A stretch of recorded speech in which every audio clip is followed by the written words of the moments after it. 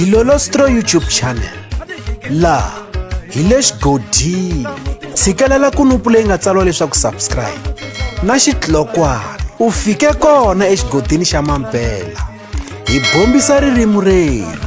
Nxaxamelo wa tinsimu leti nga kona eka album ya xiyimbeleri Benny Mayengani The President leyi nga ta huma siku ra 27 Nhlangula kwala ka lembe ra 2023 leyi nga thyiwa leswaku vana va nhova, naswona i album ya ritluka ra 14 se wu humile.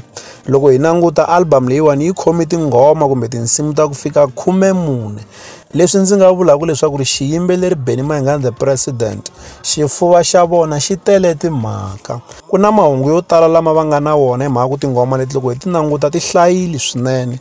Masiku lama ha swi tiva leswaku vanhu va humesa ngopfu ti-EP mi kuma leswaku ko va tinghoma ta tsevu. Leswi vulaka leswaku album ya xiyimbeleri Benny Mayengani The President eka yin'wanyana nqambi a nga endla ti-album timbirhi. Sweswo swi hi kombisa kahle leswaku Benny Mayengani The President xifuva xa vona xi tele timhaka. Lembe leriwani eka album leyiwani va wisise mulungu wa le Kapa loyi a mastera tinghoma ta vona. Ha swi tiva leswaku tinghoma ta xiyimbeleri Benny Mayengani The President kumbe ti-album ta vona ta malembe ndzhaku a ti masteriwa hi Dave Segal loyi ku nga mulungu wa le Kapa. Kambe loko ho languta eka album leyiwani, album leyi masteriwe hi nkulu wa munhu Dr. Joe Shirimani, naswona album leyiwani yi kandziyisiwe estudio xa Hlavu lexi nga thyiwa leswaku Sigizas Beats, yi tlhela yi kandziyisiwa eBMQ. Kasi van'wana lava nga hoxa xandla eka ku tirha ka album leyiwani ku fika eka swichayachayani i Dr. Joe Shirimani na Rhangani the producer. Tanihiloko karhi hi swi tiva leswaku se va tirha tanihi ntlawa. Kasi vanhu lava nga feature-riwa eka album leyiwani, risimu ro sungula Zuva ra Kwekwe ku feature Dr. Joe Shirimani na Rhangani the producer. Kasi ni le ka risimu ra vuntlhanu leri nga thyiwa leswaku Magayisa ku feature Hlavu the Gupta. Kasi risimu ra vunkombo ku feature Naniki Rikhotso loyi a hi n'wi tivi, ku ta va ku ri munhu wuntshwa.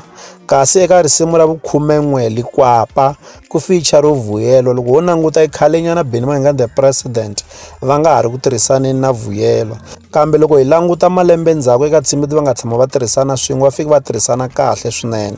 Kasi ku na risimu ra vu-14 leri ku nga risimu leri hi nga vulaka leswaku ro vuyelela hi mhaka eka risimu ro sungula i Zuva ra Kwekwe. Se leriwani va kombisa leswaku i risimu ra ku ngeteleriwa.